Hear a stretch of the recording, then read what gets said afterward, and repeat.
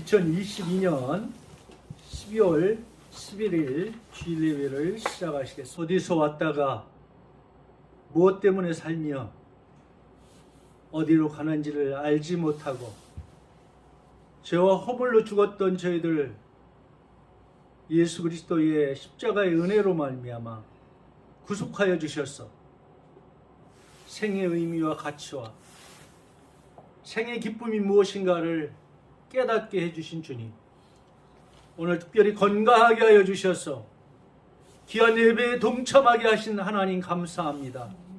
이 예배를 하나님 기뻐 받아주시고 이 예배를 통해서 우리 심령에 충만한 은혜를 허락하여 주옵소서. 하나님의 살아계심을 체험하는 시간 될 수 있도록 은혜를 베풀어 주시옵소서. 감사를 드립니다. 예수 그리스도의 존귀하신 이름으로 기도하였습니다. 아멘. 말씀은 요한복음 5장 19절입니다.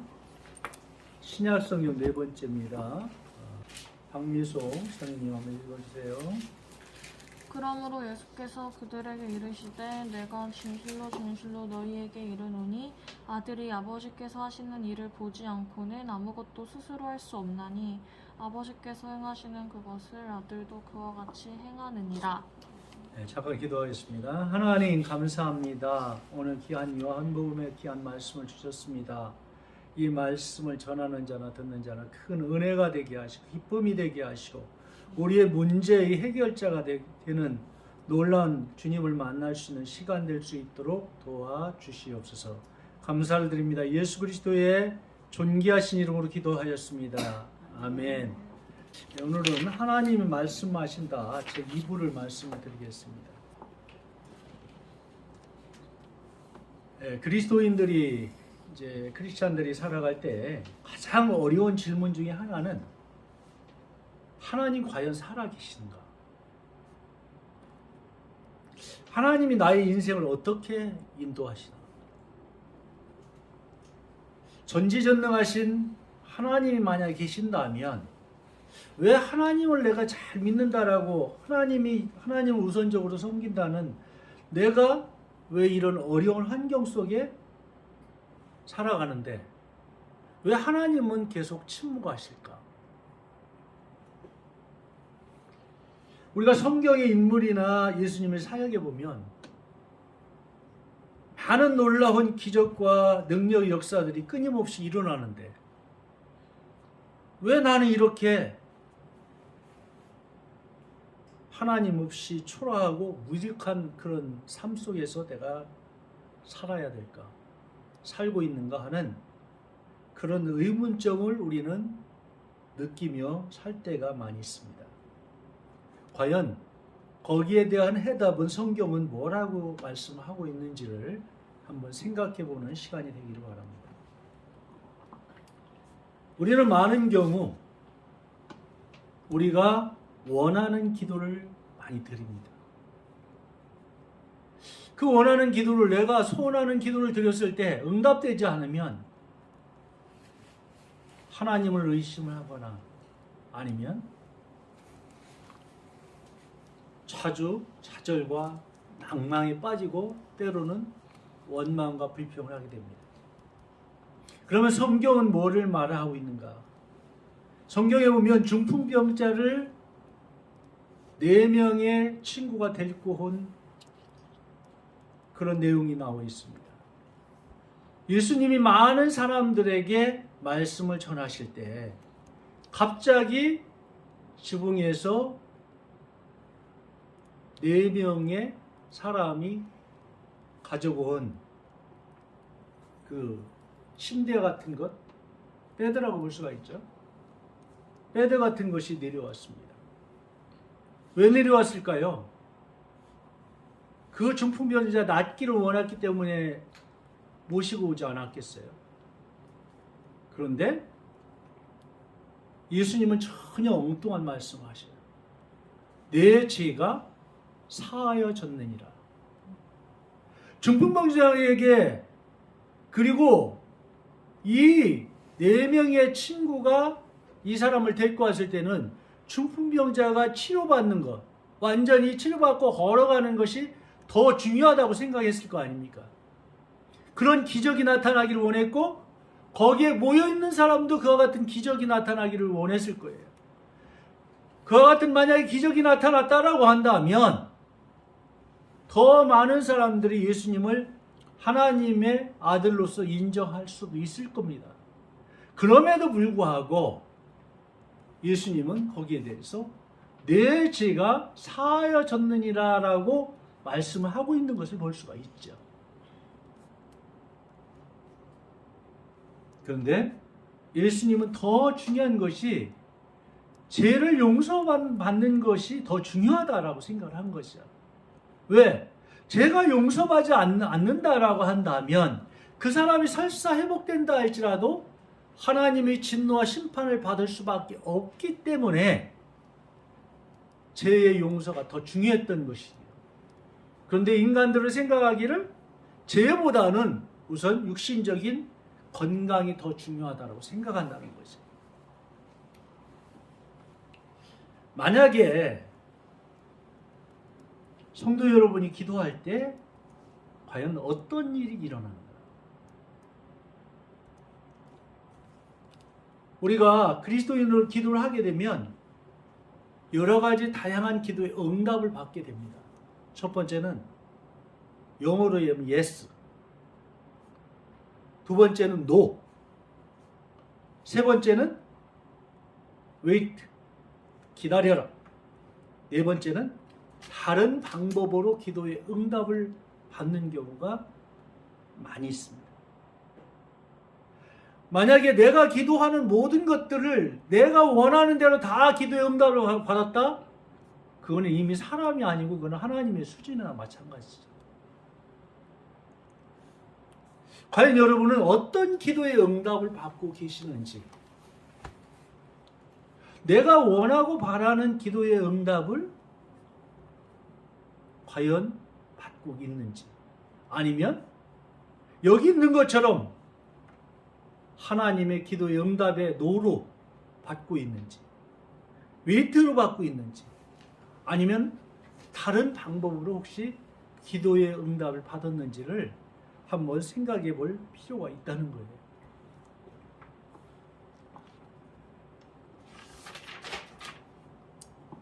기도하는 사람은 하나님의 영을 가지고 있는 사람이지요.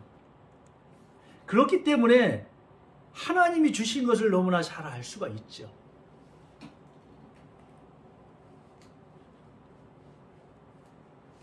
그런데 기도하는 사람들이 착각하는 게 중에 한 가지가 뭐냐면 내가 원하는 것을 받기를 원한다는 거예요.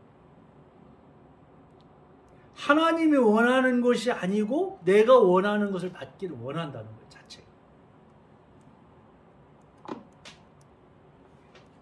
하나님은 나보다 더 좋은 것을 주시는 분이고 나보다 더 내가 생각하는 것보다 더 좋은 것을 풍성하게 주실 수 있는 분임에도 불구하고 우리는 하나님을 잃어버린다는 거예요. 기도할 때. 그러면서 내가 구한 거에 대한 집착과 애착심을 갖기가 쉽다는 거예요. 나는 그렇지 않은가를 한번 생각해 볼 필요가 있죠. 그렇기 때문에 기도하고 난 다음에는 중요한 게 뭐냐면 기도하고 나서 까맣게 잃어버리는 것이 아니고 영적인 집중력을 가지고 과연 하나님께서 과연 어떻게 일하시나, 하나님이 나를 통해서 일하시나를 갖다가 집중력을 가지고 관찰을 해야 됩니다. 그리고 뿐만 아니라 기도를 하셨으면 기도와 관련된 일들이 실질적으로 일어나고 있는지를 잘 살펴보셔야 돼요. 이것이 너무나 중요해요. 그리고 우리가 기도를 하면 한 가지 일어나는 현상 중에 하나가 뭐냐면 하나님이 침묵을 하십니다. 하나님의 침묵이 계속될 때가 있어요. 어떤 사람은 짧게 올 수도 있고 어떤 사람은 길게 어떤 경우는 6개월 올 수 있고 어떤 경우 1년, 어떤 사람은 2년, 어떤 경우는 수십 년 동안 어떤 기도에 대해서 침묵하실 때가 있어요. 그럴 때 우리는 엄청난 하나님 그 외면을 받는다든가 버림받았다라고 생각하기가 쉽다는 얘기예요. 그러니까 자주 좌절과 낭만과 원망과 불평에 빠질 수밖에 없다는 거예요. 심지어 무기력에 빠지죠. 그러나 성경은 뭐라고 얘기를 하고 있냐면 이 하나님의 침묵을 욥의 그런 여러 가지 성경의 기록이나 나사로의 죽음을 통해서 새로운 모습의 하나님을 경험하라는 하나의 신호라는 겁니다. 나에게 침묵을 주신다는 얘기는 무슨 얘기냐면 나에게 하나님을 더 다른 하나님으로 만나게 하는 하나님의 계획이라는 것이고 하나님과 더욱더 깊은 교제를 나누기를 원한다는 하나님의 하나의 방법이라고 볼 수가 있겠죠. 그리고 하나님이 존재에 대한 깊이 이해를 할 수 있는 그런 시간이라고 볼 수가 있죠. 그래서 여기에 보면 대표적으로 나사렛의 죽음을 통해서 예수님한테 그런 얘기를 하지 않았어요? 마르다가 그렇게 예수님이 가장 가까이 있는 마르다가 자기의 오빠 나사로가 죽었다라고 했을 때 예수님한테 빨리 와서 우리를 고쳐달라고 했을 때 나중에 보면 죽어서 시체에서 냄새가 날 때까지도 예수님은 가지 않은 사실들을 볼 수가 있어요. 예수님은 과연 모르고 그렇게 했을까? 그렇지 않다는 거죠.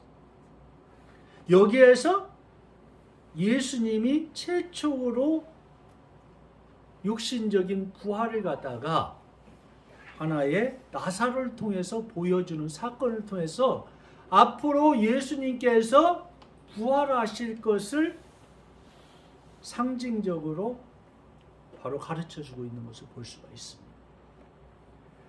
자, 우리가 한번 생각해 보시죠. 자, 우리가 욥같이 어려운 사건을 당할 수가 있어요. 욥은 이 어려운 형편을 받았을 때 사실은 욥은 잘못한 게 하나도 없는데 이게 하나님과 사탄과의 그런 그 영적인 그 싸움 속에서 욥이 당하는 고통이었잖아요.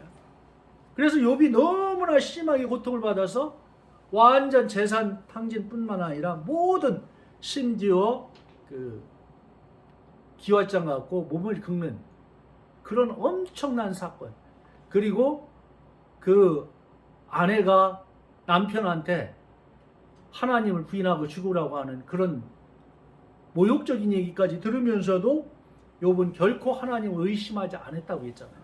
그런데 나중에 욥의 친구가 왔을 때도 계속 욥의 친구도 계속 정죄하고 그리고 그 사람을 갖다가 계속 비난했잖아요. 그런데 나중에 하나님께서 그 욥에게 욥이 당한 것이 욥이 잘못해서 그런 것이 아니라 하나님의 계획이었다는 것을 가르쳐 주잖아요. 근데 욥은 동방의 의인이라고 했거든요.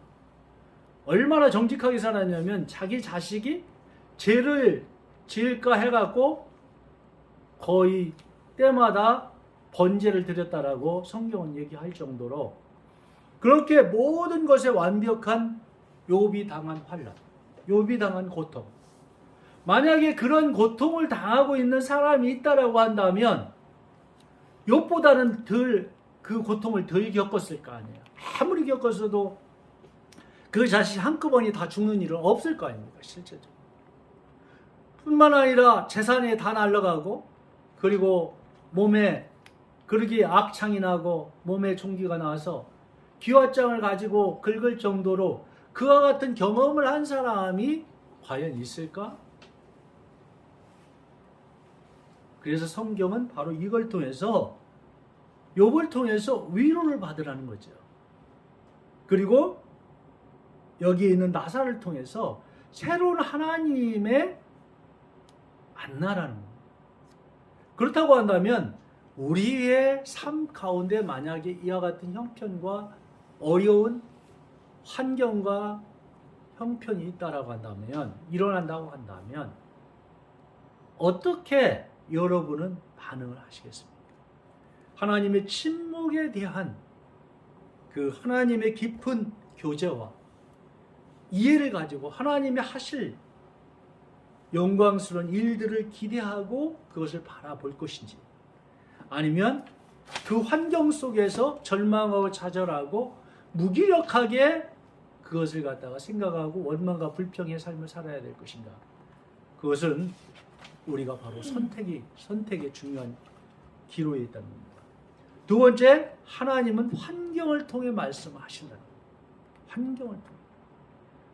하나님은 성경 기도를 통해 말씀하시지만은 환경을 통해 말씀하신다는 것입니다.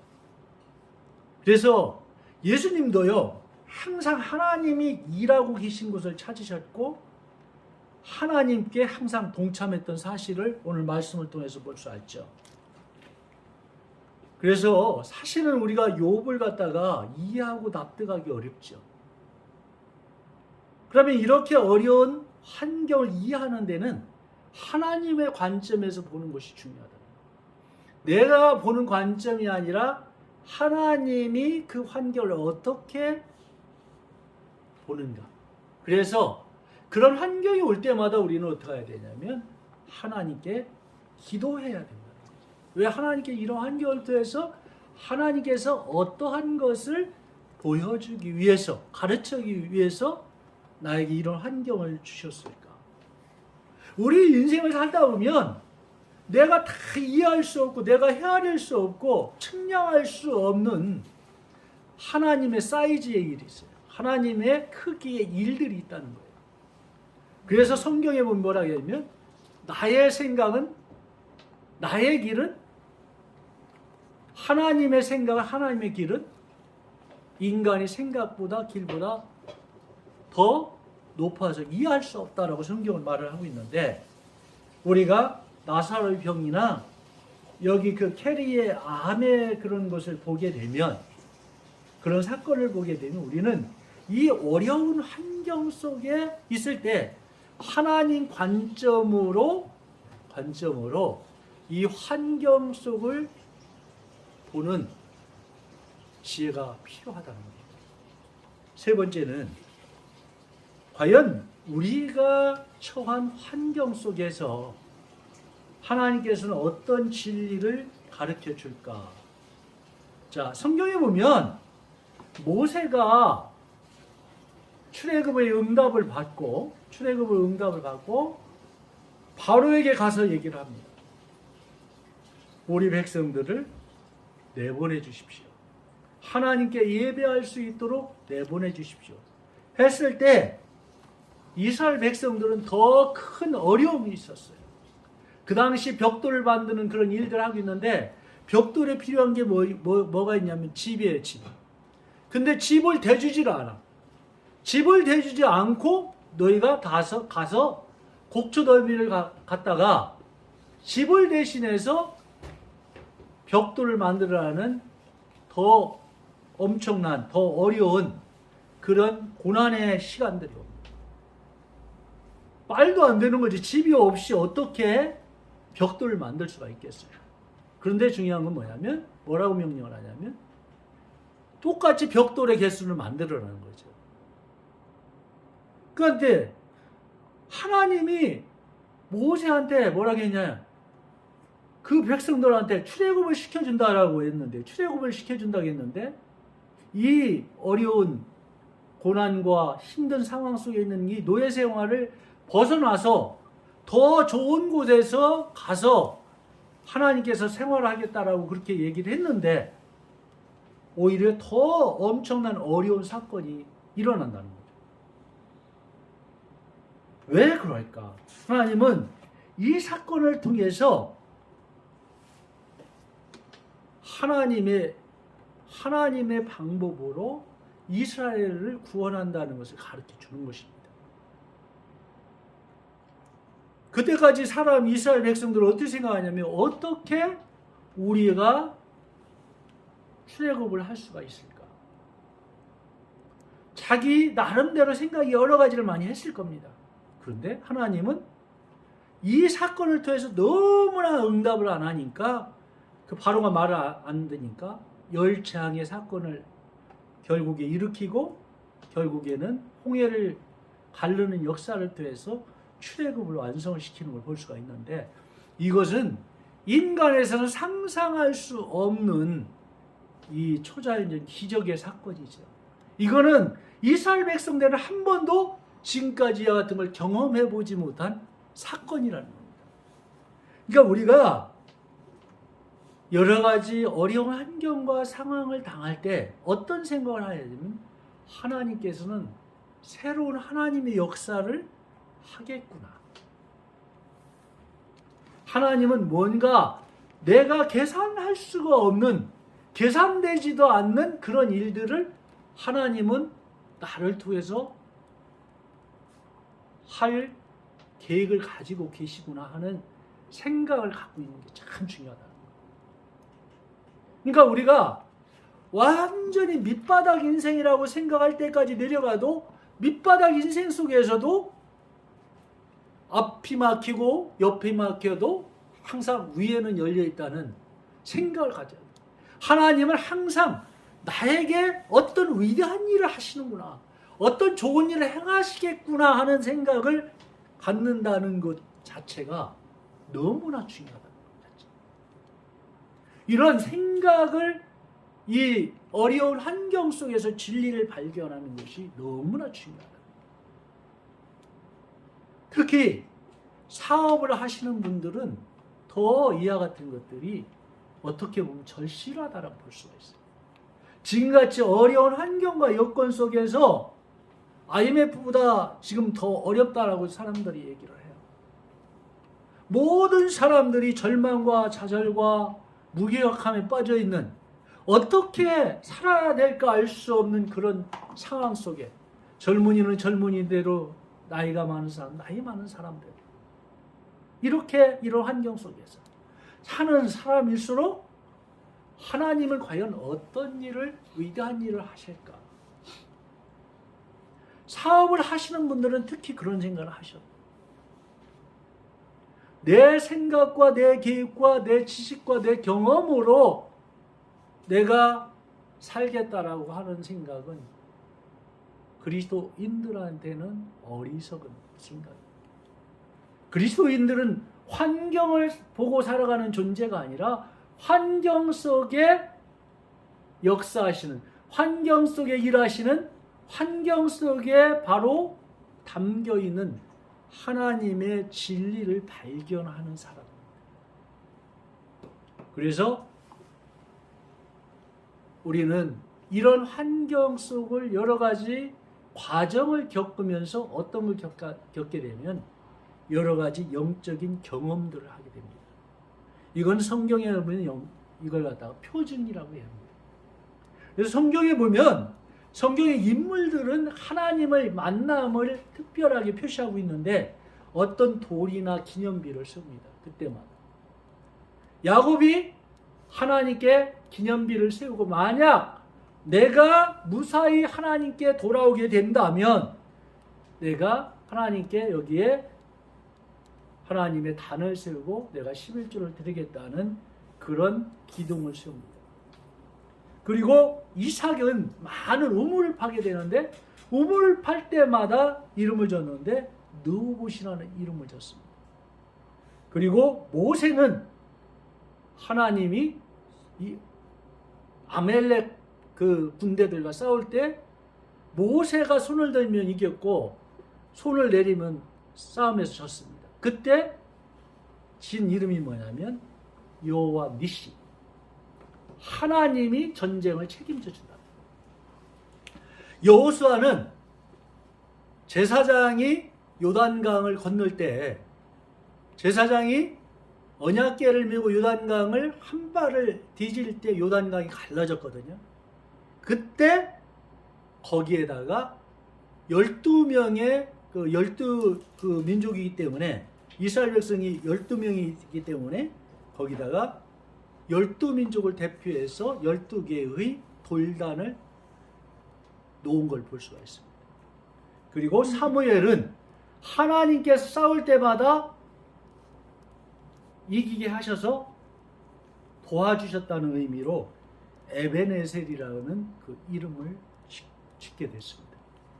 그러면 성도 여러분이 신앙생활을 할 때 많은 이런 영적인 체험들이 있어야 돼요.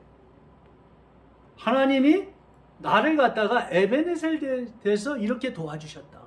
하나님께서 여호와 이레로 예배해서 이렇게 도와주셨다.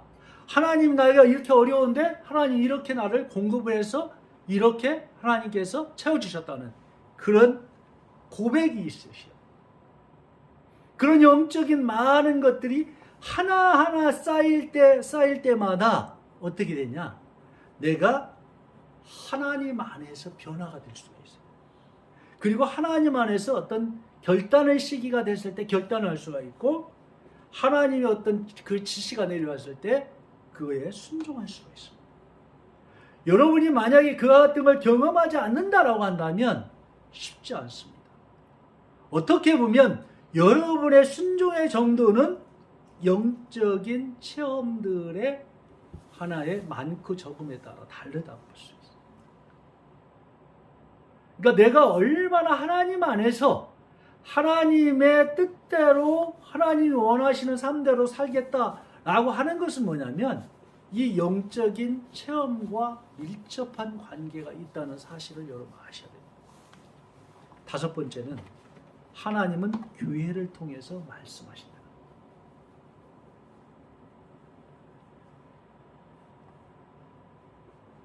하나님 뜻을 가장 잘 하려고 한다면 여러분 인생에서 뭐를 하시면 되냐면 교회가 뭔지를 하시면 돼요. 아, 교회가 이런 것이구나. 아, 참, 교회 정말 내가 세상에서 경험할 수 있는 최고의 것이구나. 최고의 아름다운 것이고 최고의 정말 의미 있는 것이고 최고의 가치 있는 것이다. 그러면요, 신앙생활이 아주 기쁘게 할 수 있어요. 왜 목장을 그렇게 좋아할 수밖에 없어요? 교회가 뭔지를 알아. 교회를 왜 재밌게 할 수밖에 없어요? 교회가 뭔지를 아니까. 교회가 지식적으로 깨닫는 게 아니라, 아, 이게 교회구나. 그걸 깨달으시면 여러분들은 이미 벌써 하나님께서 주도하는 인생을 살고 있는 거예요. 그렇게 되면 교회가 얼마나 아름다운 거에 대해서 관심을 갖게 돼 있어요.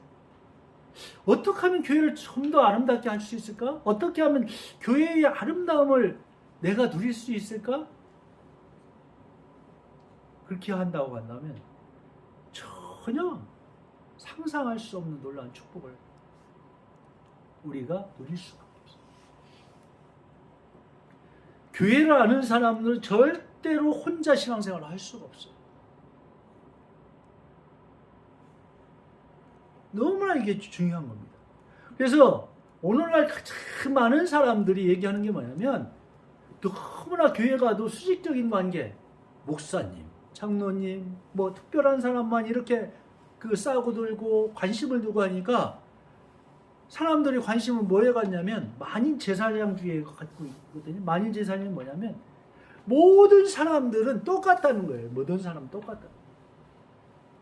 누구나 다 기도를 응답받을 거, 누구나 하나님을 만날 수 있고, 누구나 예수님을 통해서만이 구원받을 수 있다는 게 생각을 갖고 있는 게 만인 제사장주의예요. 이게 맞는 얘기입니다, 사실은. 그런데 어떤 사람은 잘못 해석해서 만인 제사장주의라고 해서 교회 생활을 하지 않고 하나님과 나만의 신앙생활을 하려고 하는 사람들 되게 많아요, 사실은. 이게 사실 심각한 문제입니다. 그런데 성경 어느 곳에도 그렇게 얘기를 하고 있지 않고, 이 교회는 예수님이 머리고 우리는 지체. 우리는 지체이기 때문에 우리는 서로 떨어질래야 떨어질 수 없는 상호 의존적인 존재. 사람이 대단한 건 뭐냐면요, 상호 의존적인 존재이기 때문에 대단한 거예요. 누군가 쌀을 만들고 누군가 신발을 만들고 누군가 이 마이크를 만들고 여러 가지 다양한 것들 도구를 만들었기 때문에 그것이 서로가 이익을 위해서 행복을 위해서 최고의 기쁨을 위해서 쓰이는 거 아니겠어요, 실질적으로. 그래서 교회라는 건 상호 의존적으로 어떻게 하면 서로가 서로의 만남을 통해서 채워지는 만족과 자족함을 누릴 수가 있을까? 그러면 교회는 되는 겁니다. 교회는 사실은 어떤 체계와 질서라기보다는 그 안에서 모든 사람들이 그와 같은 것을 서로 느끼고 누리느냐에 사실은 최고의 교회의 아름다움이 있다는 겁니다.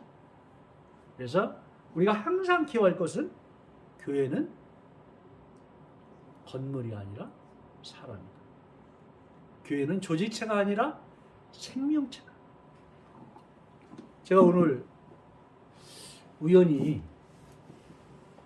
그 전광훈 목사님 제가 뭐 그렇게 크게 관심을 갖고 좋아하는 편은 아닌데 거기에 소속된 목사님의 말씀을 듣게 됐어요. 근데 가정교회라 이렇게 한번 듣게 됐어요. 근데 그분도 그런 얘기를 해요. 너무나 교회들이 조직화가 돼 있어갖고 건물 중심이 돼서 이제는 코로나 시절을 기점으로 해서 너무나 교회들이 경매에 많이 나온다. 그리고 심지어 감리교회 통계를 보면 약 10만 명의 성도가 줄었고 목사님은 2,000명 이상이 2,200명인가 이상이 늘었대요. 그러면 어떻게 될 것인지 뻔히 알잖아요. 이제 젊은이는 교회에서 떠나는 그런 상황이 됐어요. 왜 그럴까? 뭔가 의미가 없다는 거죠. 뭔가 가치가 없다는 거죠. 그래서 이미 유럽에는 시작된 게 뭐냐면 교회가 모스크로 변하고 교회가 술집으로 변하고 교회가 식당으로 변하는 것이 비일비재하다는 거예요. 무려 약 500개 정도의 교회가 영국은 모스크로 변했대요. 이슬람 사원으로. 심각한 거 아니겠습니까? 근데 이와 같은 것이 영국뿐만 아니라 미국에도 지금 나타나고 있어요. 그러면 이게 한국에도 나타나지 말라는 법이 없다는 거예요. 그래서 정말 가정교회의 그 소중함을 얘기를 하면서 우리는 신학교회를 갖다가 회복해야 되고 그리고 사도행전 같은 그런 교회 가족같이 따뜻하고 포근한 교회 예수님이 꿈꾸었던 그런 교회로 가야 된다라고 그런 제가 내용을 들은 적이 있거든요. 결론적으로 말씀을 드리겠습니다. 하나님은 기도와 환경, 영적 표준, 교회 이 속에서 끊임없이 우리에게 말씀하십니다. 하나님이 주신 것은 좋은 것, 나쁜 것 그런 흑백 논리가 아니라 더 좋은 것, 최선의 것을 우리를 위해 준비하고 있다는 사실이에요. 하나님은 개인적으로도 말씀하십니다. 그러나 무엇보다도 공동체인 교회를 통해서 하나님이 전체의 뜻을 보여주고 있다는 것. 오늘날 교회 없이 자기만의 신앙생활을 하는 그리스도인들이 너무나 많은데 이것은 성경의 말씀에 비추어 볼 때 얼마나 어리석고 모순적이라고 할 수밖에 없죠. 교회는 무엇보다도 예수님을 머리로 하는 지체인 생명체이고 연합하는 하나의 공동체입니다. 만약 성도 여러분이 인생의 최고의 선과 가치와 의미를 안다는 것은 진정한 교회가 무엇인지 안다고 할 수가 있어요. 그래서 이 교회를 진정으로 깨닫는 것이 너무나 중요하다는 사실입니다. 기도하겠습니다. 하나님 감사합니다. 오늘도 귀한 말씀을 주신 것 감사합니다. 하나님 말씀 속에서 우리가 어떻게 하나님을 관점으로 세상을 바라볼 것인가를 알게 하여 주옵소서. 예수 그리스도의 존귀하신 이름으로 기도하였습니다. 아멘. 송영란 목사님께서 기도해 주겠습니다. 저희에게 귀한 물질을 주셔서 저희 살아갈 때 먹을 것과 입을 것을 주심으로 저희들 늘 감사하며 살 수 있도록 인도해 주심을 감사합니다. 하나님, 저희들이 늘 물질을 드릴 때에는 인색함이나 억지로 드리는 것이 아니고 이 물질을 감사함으로 기쁜 마음으로 물질을 드리게 하여 주시기를 기도합니다. 또한 저희들은 이 물질이 저희 영혼 구원과 제자 훈련하는 데 귀하게 사용되기를 원합니다. 또 믿지 않는 영혼들을 또 구제하고 또 그분들의 필요에 따라 섬길 수 있는 물질이 될 수 있도록 도와주시기를 원합니다. 또한 기도 앞기는 미얀마에 있는 전영희 선교사님과 사랑하는 이란의 터키에서 사역하고 있는 가족의 함께 해 주셔서 저희들이 적은 물질이지만 하나님, 저희가 물질로 드리는 것이 아니라 그들을 기도로 돕고 기도로 후원하는 교회가 될 수 있도록 인도해 주시기를 원합니다. 주님께서 늘 감사함으로 드리는 물질을 통하여 저희들 각 가정의 삶 가운데 또 풍요롭게 하시고 필요한 물질이 채워질 수 있도록 인도하여 주시옵소서. 예수님 이름으로 기도드립니다. 아멘. 잠깐 잃어버렸는데요. 오늘 우리 점심은 우리 박정혜 성도님께서 특별히 준비를 해 주셨습니다. 여러분 잘 감사하고요. 잘 먹으시고. 하여튼 불국밥을 제가 끓였는데 어제 4시간 동안 끓였어요. 뭔 조치를 취해야 될 것 같아요. 아주 맛있게 그냥 드십시오. 기도하겠습니다. 지금은 예수 그리스도의 은혜와 하나님의 극진하시고 풍성하신 사랑과 성령님 감화 감동 충만 역사하시고 오늘 말씀을 듣고 환경 속에서 일하시고 환경 속에서 우리에게 더 좋은 것과 더 아름다운 것과 더 풍성한 것을 주시기를 원하는